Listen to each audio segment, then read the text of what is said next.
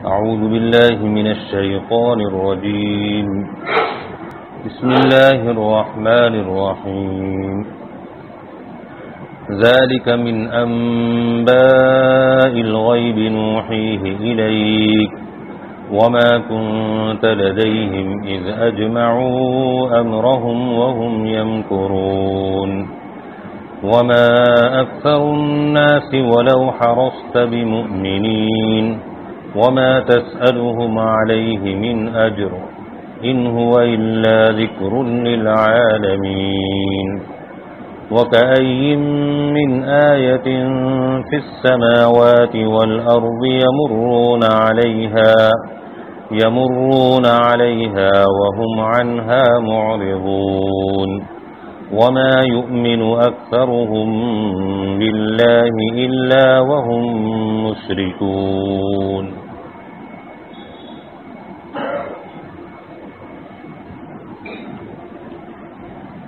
حضرت یوسف علیہ السلام کا قصہ یہاں پر پورا ہوا. یہود اور مشرکین مکہ نے نبی کریم صلی اللہ علیہ وسلم سے یہ سوال کیا تھا کہ اگر آپ اللہ کے نبی ہیں تو یوسف علیہ السلام کا قصہ کیا ہوا وہ ہمیں بتائیں.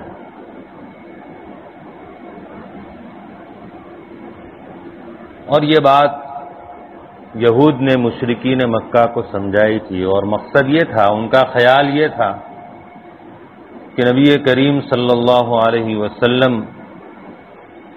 اگر اس کا جواب نہیں دیں گے تو ہم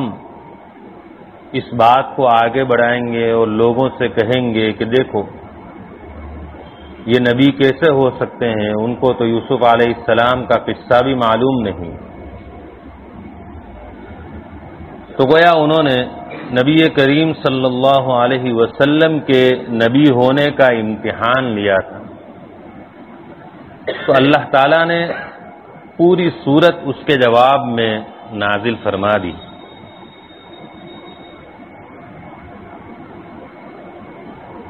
اب اس پوری سورت کے نازل ہونے کا تقاضا یہ تھا کہ جو سوال ان کا تھا اس کا جواب ان کو مل گیا، تو اب چاہیے تو یہ تھا کہ وہ لوگ ایمان لے آتے کہ ہم نے جو سوال کیا وہ جواب مل گیا ہم کو، لیکن اس کے باوجود وہ لوگ اپنی ضد پر رہے اور انہوں نے ایمان قبول نہیں کیا. چنانچہ اس آیت میں اللہ جل شانہ فرماتے ہیں کہ ذالک من انباء الغیب نوحیہ الیک. یہ یوسف علیہ السلام کا واقعہ جو بیان ہوا یہ غیب کی خبروں میں سے ہے، یعنی یہ واقعہ آپ نے دیکھا نہیں ہے، بن دیکھے آپ بیان کر رہے ہیں، کیونکہ نبی کریم صلی اللہ علیہ وسلم کے زمانے سے 2000 سال پہلے کا یہ واقعہ ہے.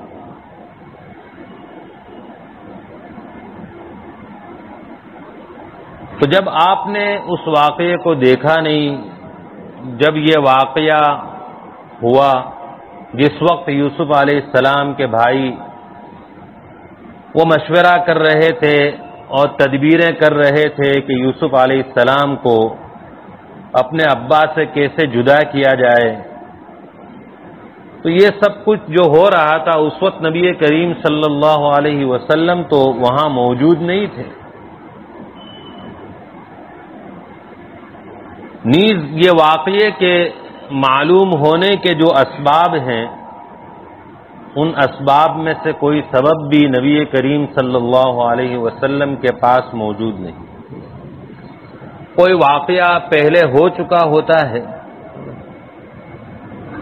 تو اس واقعے کو آدمی تب بیان کر سکتا ہے جبکہ اس نے اس واقعے کو دیکھا ہو، وہاں موجود ہو، تو آ کر کہتا ہے کہ میں وہاں تھا اور فلاں فلاں میں نے دیکھا. یا پہلے گزرا ہوا واقعہ آدمی تب بیان کر سکتا ہے جبکہ کسی کتاب میں، تاریخ کی کوئی کتاب میں اس نے پڑھا ہو۔ تیسری صورت یہ ہے کہ وہ واقعے کے اندر اس وقت وہ موجود نہیں تھا، نہ کتاب میں پڑھا، لیکن کسی سے سنا، تب بھی بیان کر سکتا ہے۔ لیکن نبی کریم صلی اللہ علیہ وسلم کے پاس اس واقعے کو بیان کرنے کے لیے جو 2000 سال پہلے کا واقعہ ہے، ان تینوں اسباب میں سے کوئی سبب نہیں پایا جاتا۔ نہ تو نبی کریم صلی اللہ علیہ وسلم نے دیکھا ہے، آپ اس وقت تھے نہیں، اور نہ آپ نے کوئی یہ تاریخ کی کتاب پڑھی، کیونکہ آپ تو پڑھنا جانتے ہی نہیں تھے۔ اللہ تعالیٰ نے آپ کو امی رکھا تھا، تو آپ پڑھ تو سکتے نہیں تھے کہ آپ نے کوئی تاریخ کا مطالعہ کیا ہو اور یہ واقعہ سنا دیا ہو۔ تیسرا سبب کہ کسی سے آپ نے سن رکھا ہو، تو مکہ میں یہ واقعہ کسی کے علم میں تھا ہی نہیں۔ یہود کے پاس اس کا علم تھا، وہ تو مدینہ منورہ میں تھے، مکہ مکرمہ میں تو یہ تھے نہیں، تو لہذا تینوں سبب میں سے کوئی سبب موجود نہیں ہے، پھر بھی آپ صلی اللہ علیہ وسلم نے یہ واقعہ بیان کر دیا، تو یقیناً یہ بات کہی جا سکتی ہے، لا محالہ یہ بات کہی جا سکتی ہے کہ اللہ کی طرف سے آپ پر وحی آئی ہے، اور اللہ کی طرف سے بذریعہ وحی آپ کو یہ واقعہ بتلایا گیا، اور وحی آتی ہے نبی پر، پیغمبر پر، لہذا آپ کا یہ واقعہ بیان کرنا یہ دلیل ہے کہ آپ اللہ تعالی کی طرف سے پیغمبر اور نبی ہیں۔ تو قرآن پاک کے اندر اللہ جل شانہ نے جو بنیادی باتیں بیان کی ہیں، ان میں سے ایک تو توحید ہے کہ اللہ وہی تنہا ہر چیز کا خالق و مالک اور معبود ہے، اس کے سوا کوئی عبادت کے لائق نہیں۔ یہ توحید کو اللہ تعالیٰ نے دلائل سے سمجھایا۔ اسی طرح دوسری جو ایمانی بنیادی بات ہے، وہ نبی کریم صلی اللہ علیہ وسلم کو اللہ کا رسول ماننا ہے۔ اگر کوئی حضرت محمد صلی اللہ علیہ وسلم کو اللہ کا رسول نہ مانے تو وہ بھی مومن نہیں۔ تو نبی کریم صلی اللہ علیہ وسلم اللہ کے رسول ہیں، آپ نبی ہیں، اس بات کو بھی قرآن نے مختلف جگہوں پر دلائل سے سمجھایا، دلیلوں سے سمجھایا۔ چنانچہ یہاں پر بھی اللہ تعالیٰ ان لوگوں کو یہ بات دلیل سے سمجھا رہے ہیں کہ آپ صلی اللہ علیہ وسلم یہ اللہ کے رسول ہیں، اللہ کے پیغمبر ہیں۔ اس کی دلیل یہی واقعہ ہے کہ دیکھو یہ واقعہ جب ہوا اس وقت آپ موجود نہیں، نہ آپ نے کوئی تاریخ کی کتاب پڑھی اور نہ کسی سے آپ نے سنا، پھر بھی آپ بیان کر رہے ہیں، تو گویا یہ اللہ کی طرف سے وحی آئی ہوئی ہے، اور وحی یہ نبی پر آتی ہے۔ یہ دلیل ہے اس بات کی کہ آپ اللہ کے پیغمبر اور نبی ہیں۔ اس لیے اے لوگوں، تم کو چاہیے کہ تم نبی کریم صلی اللہ علیہ وسلم کی رسالت کو مانو، تسلیم کرو کہ آپ اللہ کے آخری نبی اور پیغمبر ہیں۔ چنانچہ اللہ تعالیٰ فرماتے ہیں کہ یہ غیب کی خبروں میں سے ہے جس کی ہم آپ کی طرف وحی کر رہے ہیں۔ اے محمد صلی اللہ علیہ وسلم، آپ ان لوگوں کے پاس موجود نہیں تھے جب یوسف علیہ السلام کے بھائیوں نے اپنے معاملے پر اتفاق کیا تھا، وہ سب مل کر ایک بات پر متفق ہوئے تھے کہ اب یوسف علیہ السلام کو ابا سے جدا کرنے کے لیے کنویں میں ڈالنا ہے۔ تو آپ اس وقت موجود نہیں تھے جبکہ وہ یہ تدبیر کر رہے تھے، لہذا آپ اس وقت موجود نہیں، نہ آپ نے پڑھا نہ سنا، پھر آپ کا بیان کرنا یہ دلیل ہے اس بات کی کہ آپ اللہ کے پیغمبر اور نبی ہیں، آپ پر وحی آتی۔ آگے اللہ تعالیٰ فرماتے ہیں وَمَا أَكْثَرُ النَّاسِ وَلَوْ حَرَصْتَ بِمُؤْمِنِينَ، اکثر لوگ ایمان لانے والے نہیں ہیں، اگرچہ آپ کا جی کتنا ہی کیوں نہ چاہے، آپ کتنا ہی کیوں نہ چاہیں، اکثر لوگ ماننے والے نہیں ہیں، کیونکہ ان کے اندر ضد ہے، ہٹ دھرمی ہے۔ جو آدمی ضدی ہوتا ہے اور اس کے اندر ہٹ دھرمی ہوتی ہے تو وہ کبھی بھی سچائی معلوم کرنے کے لیے دلیل کو طلب نہیں کرتا، دلیل نہیں مانگتا، کیونکہ اس کو تو ماننا ہی نہیں ہے، اس کے اندر تو ضد ہے کہ میں اپنی بات سے نہیں ہٹوں گا، اس کے اندر ضد ہے، ہٹ دھرمی ہے۔ تو سچائی کیا ہے وہ معلوم کرنے کے لیے کبھی بھی وہ دلیل کا سہارا یا دلیل کو معلوم کرنا نہیں چاہتا۔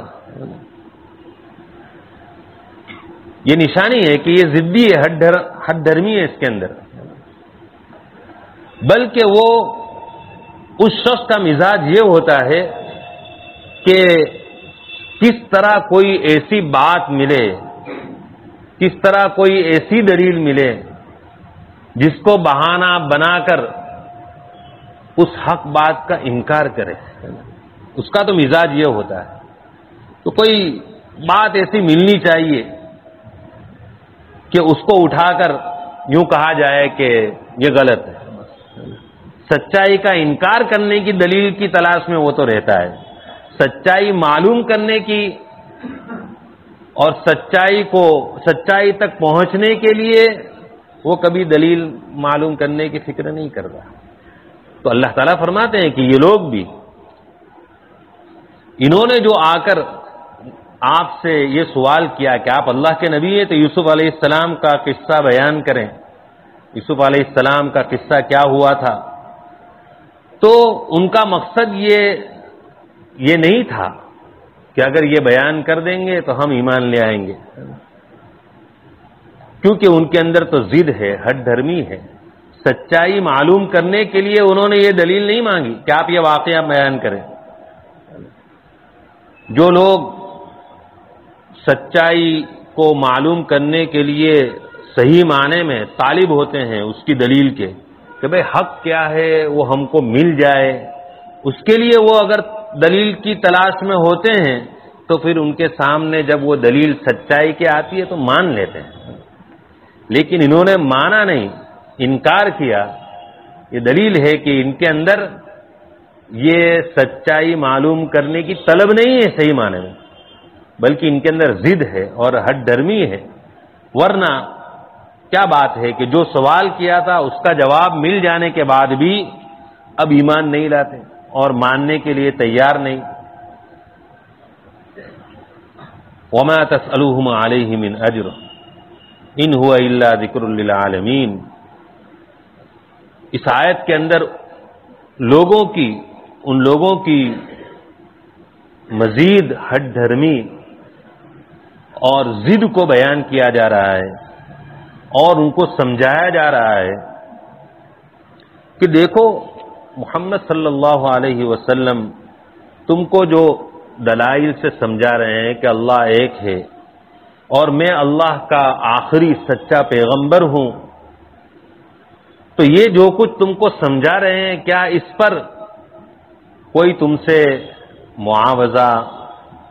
کچھ بدلہ مانگتے ہیں؟ ظاہر ہے کہ جو بھی نبی آئے ہیں سب نبیوں نے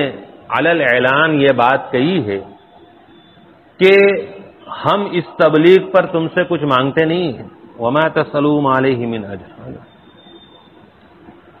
ہر نبی نے آ کر یہی کہا کہ ہم کو کچھ نہیں چاہیے، بس ہم تو تمہاری بھلائی چاہتے ہیں کہ تم ایمان لے آؤ تاکہ تمہارا بھلا ہو، تم کو دنیا اور آخرت کی کامیابی ملے۔ تو اللہ تعالیٰ فرماتے ہیں کہ تم ذرا غور کرو، سمجھو کہ یہ نبی تمہارے پیچھے اتنی محنت کر رہے ہیں اور اتنا سمجھا رہے ہیں بغیر کسی غرض کے، تو تم کو سوچنا چاہیے یہاں پر اگر تم تھوڑا سوچو غور کرو تو تم کو سمجھ میں آ جائے گا اور تم انجام تک پہنچ جاؤ گے کہ یہ اللہ کے سچے نبی ہے۔ اگر اور کوئی ہوتا تو تھوڑی بہت محنت پر بھی مزدوری اجرت مانگتا کہ بھائی اجرت لاؤ، اور یہاں نبی کریم صلی اللہ علیہ وسلم مسلسل محنت کر رہے ہیں اور کوشش کر رہے ہیں اور کوئی بدلہ اور معاوضہ نہیں مانگتے، بلکہ وہ تو ساری کائنات کے لیے بھلائی چاہتے ہیں کہ بس لوگ یہ حق بات کو قبول کر لیں اور انجام کار ان کو کامیابی مل جائے۔ لہذا اللہ تعالیٰ فرماتے ہیں کہ تم اس بات کو دیکھو اور سمجھو اور یہ مانو کہ یہ اللہ کے سچے پیغمبر ہیں۔ وما تسألوہم علیہ من اجر، آپ ان سے اس تبلیغ رسالت پر کوئی بدلہ نہیں مانگتے۔ ان ہوا الا ذکر للعالمین، یہ قرآن جو اللہ تعالیٰ کی طرف سے آپ پر نازل کیا جا رہا ہے، یہ سارے جہاں والوں کے لیے، تمام جہاں والوں کے لیے یہ تو نصیحت ہے، اس میں بھلائی ہے۔ قرآن جو کہہ رہا ہے اس کو مان لے، تسلیم کر لیں، تو اس میں لوگوں کے لیے، تمام جہاں والوں کے لیے بھلائی اور نصیحت ہے۔ وَكَأَيٍّ مِّنْ آيَةٍ فِي السَّمَاوَاتِ وَالْأَرْضِ يَمُرُّونَ عَلَيْهَا وَهُمْ عَنْهَا مُعْرِضُونَ، جو لوگ ایک اللہ کو رب نہیں مانتے، صرف اس کی عبادت نہیں کرتے بلکہ اس کے ساتھ دوسروں کو شریک ٹھہراتے ہیں، تو اگلی آیت میں ان کو یہ بات سمجھائی جا رہی ہے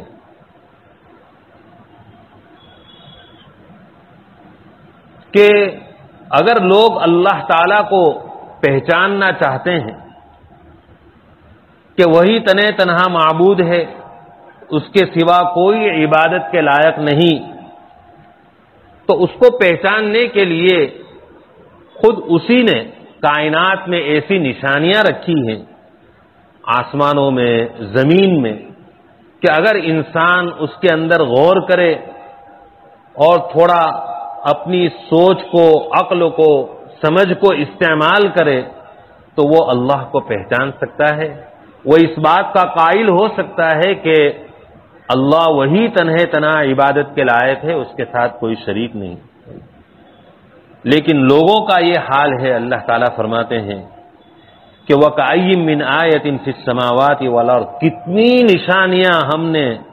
آسمانوں میں اور زمین میں رکھی ہیں کہ ان نشانیوں سے آدمی اللہ کو پہچان سکتا ہے کہ وہی اکیلا معبود ہے اور کوئی نہیں، لیکن لوگوں کا یہ حال ہے یمرون علیہا وہم عنہا معرضون، ان نشانیوں کے اوپر سے گزرتے ہیں، دیکھتے ہیں ان نشانیوں کو، لیکن اس سے اعراض کرتے ہیں، منہ موڑ لیتے ہیں، اپنی سوچ کو،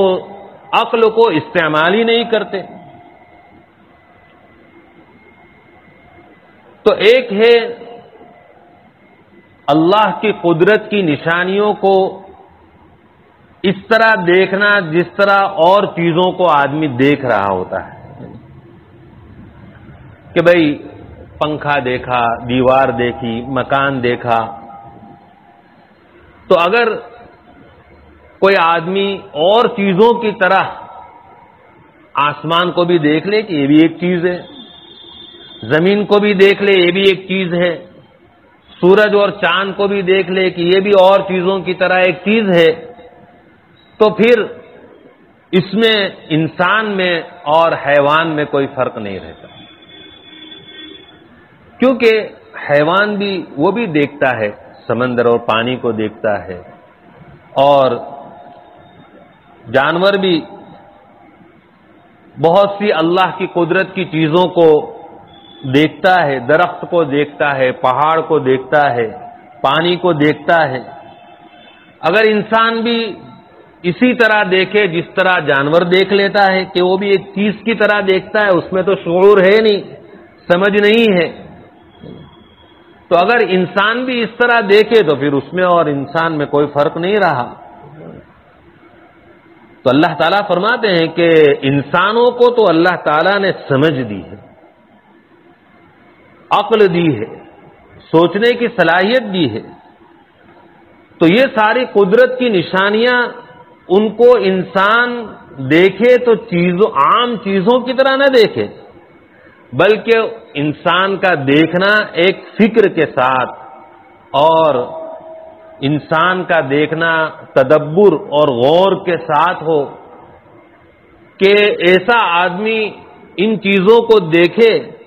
کہ ان چیزوں کو دیکھ کر اس کے نتیجے تک پہنچے۔ مثلا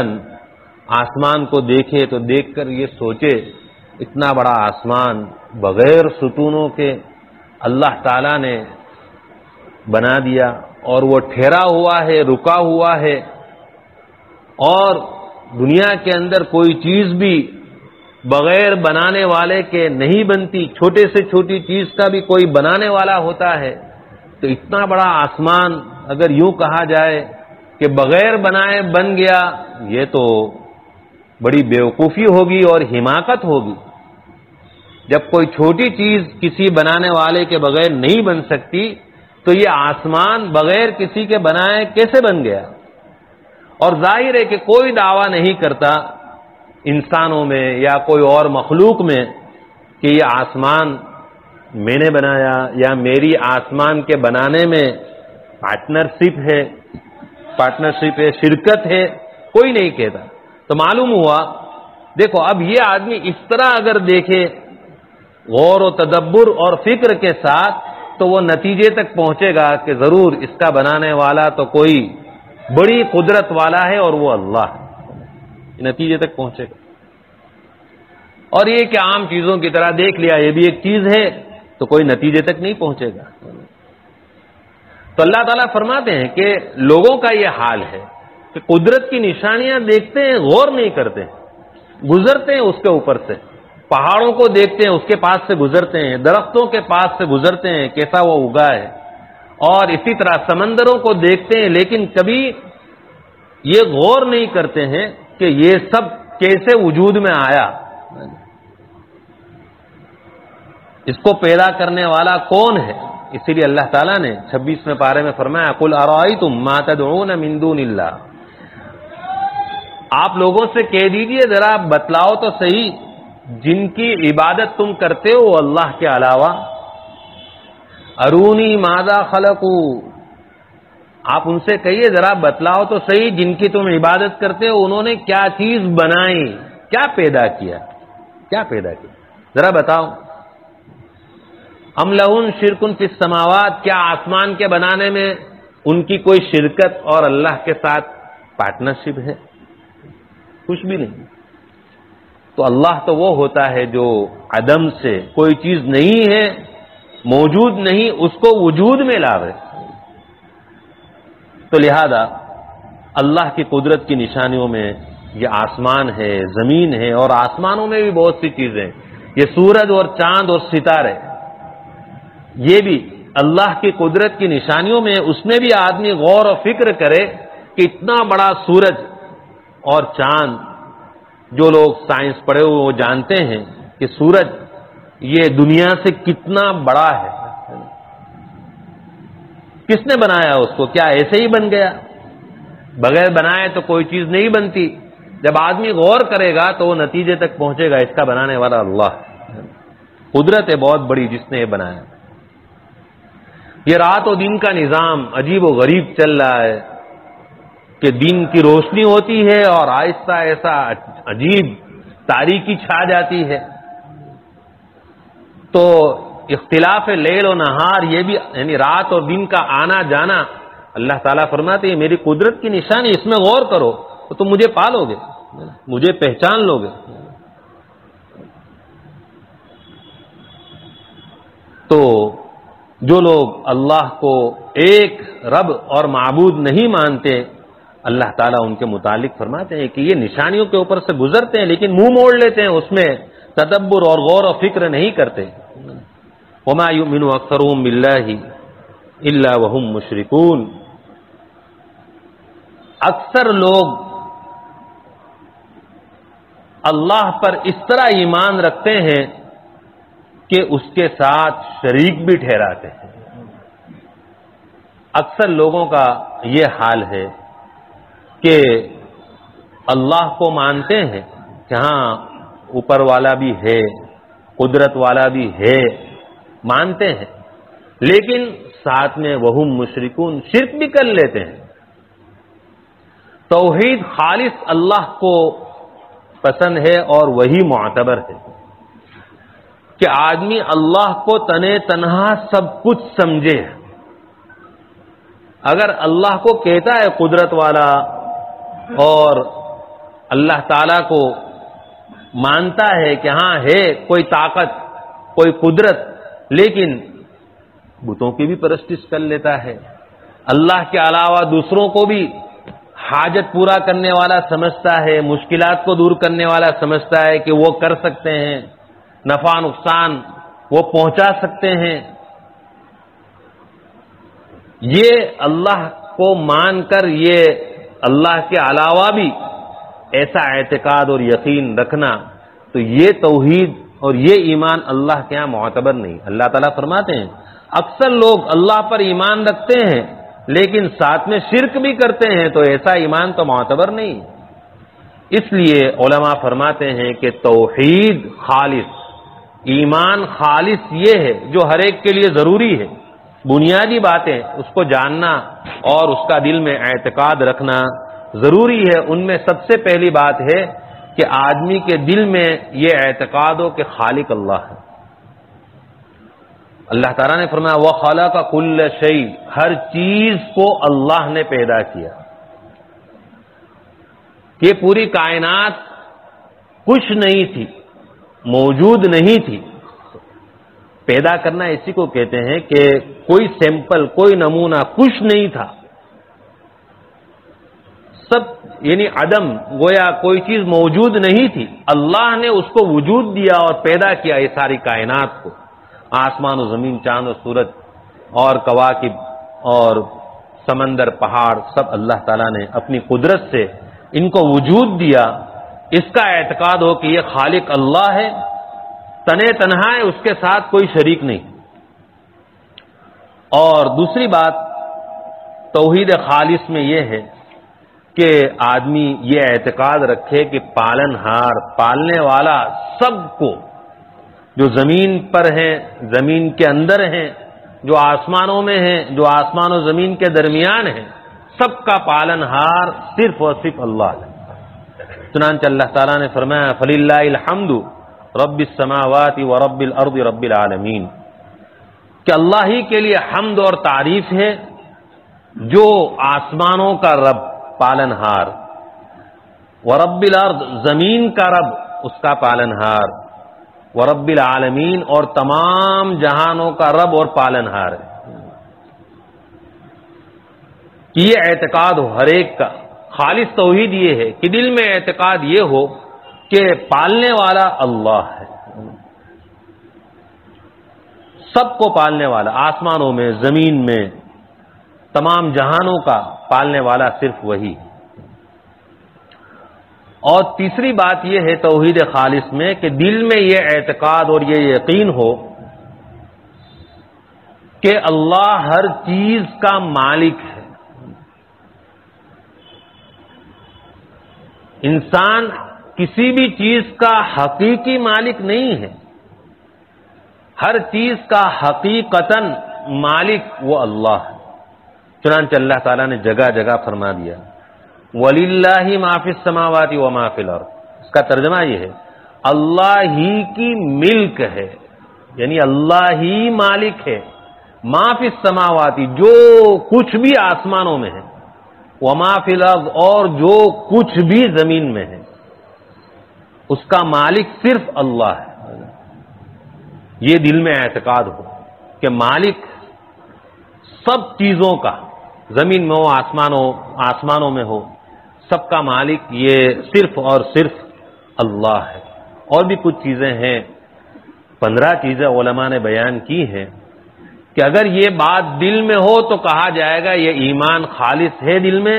اور توحید خالص ہے، اور وہ شخص مومن ہے۔ اگر اس میں کچاس ہے، یعنی اس کے ساتھ دوسری چیزوں کو اگر مالک مانا دوسرے کسی کو اگر پالنہار مانا، شریک کیا، پیدائش میں پیدا کرنے میں کسی دوسرے کو شریک مانا، تو اب یہ توحید خالص نہیں رہی۔ انشاءاللہ باقی چیزوں کو آئندہ عرض کیا جائے گا۔ اللہ تعالی ہم سب کو خالص توحید نصیب فرمائے اور صرف اسی کی عبادت اور پرستش کرنے والا اللہ تعالی ہم سب کو بنائے اور شرک سے اللہ ہماری حفاظت فرمائے۔ سبحانک اللہم و بحمدک وتبارک اسمک وتعالی جدک ولا الہ غیرک لا الہ الا انت سبحانک انی کنت من الظالمین وإلہکم الہ واحد لا الہ الا هو الرحمن الرحیم اللہم صل علی محمد عبدک ورسولک وصل علی المؤمنین والمؤمنات والمسلمین والمسلمات۔ اے اللہ ہمارے گناہوں کو معاف فرما، ہماری خطاؤں سے درگزر فرما، ہماری سیئات کو حسنات سے مبدل فرما۔ یا اللہ رات کے اندھیرے میں، دن کے اجالے میں، جان کر انجانے میں بے حد گناہ ہوئے ہیں۔ یا اللہ تو بڑا کریم اور رحیم ہے۔ یا اللہ تو اپنے فضل سے معاف فرما دے۔ یا اللہ ہم کو پاک فرما دے، ہر گناہ سے پاک فرما دے، ہمارے دلوں کو پاکیزہ بنا دے، ہمارے قلوب کو یا اللہ ہمارے دلوں کو یا اللہ قلوب سلیمہ اور قلوب یا اللہ نفوس کو نفوس مطمئنہ بنا دے۔ یا اللہ رحم و کرم کی تکمیل فرما دے۔ یا اللہ کل قیامت کے دن انہی لوگوں کی نجات ہوگی جو قلب سلیم لے کر جائیں۔ یا اللہ ہم سب کے دلوں کو، ہمارے قلوب کو قلوب سلیمہ بنا دے، اپنا فضل فرما دے۔ یا اللہ دنیا اور آخرت کی بھلائیاں نصیب فرما، دنیا اور آخرت کی ذلت و رسوائی سے پوری پوری حفاظت فرما، ہر عمل میں اخلاص، اتباع اور احتساب کی کیفیت نصیب فرما، نبی کریم صلی اللہ علیہ وسلم کی سنتوں پر عمل کی ہم سب کو توفیق عطا فرما۔ یا اللہ اتباع سنت پر زندہ رکھ اور اتباع سنت پر موت نصیب فرما۔ یا اللہ ریا اور شہرت کے ناپاک چونچلوں سے، جذبوں سے ہماری پوری پوری حفاظت فرما۔ یا اللہ ہم سب کو قبول فرما، ہم سب سے راضی ہو جا، پریشان حالوں کی پریشانیوں کو دور فرما، مصیبت زدوں کی مصیبتوں کو دور فرما، بے روزگاروں کو حلال روزگار نصیب فرما۔ یا اللہ جو جس لائن سے پریشان ہے اس کی پریشانی کو دور فرما، حاجت مندوں کی جائز اور نیک حاجتوں کو، تمناؤں کو اپنے فضل سے پورا فرما۔ یا اللہ نبی کریم صلی اللہ علیہ وسلم نے جتنی خیر و بلائی تجھ سے مانگی ہم کو اور پوری امت کو عطا فرما، جن شرور اور برائیوں سے پناہ چاہی ان سے ہماری اور پوری امت کی حفاظت فرما۔ ربنا تقبل منا انک انت السمیع العلیم وتب علینا انک انت التواب الرحیم وصلی اللہ علی النبی الکریم برحمتک یا ارحم۔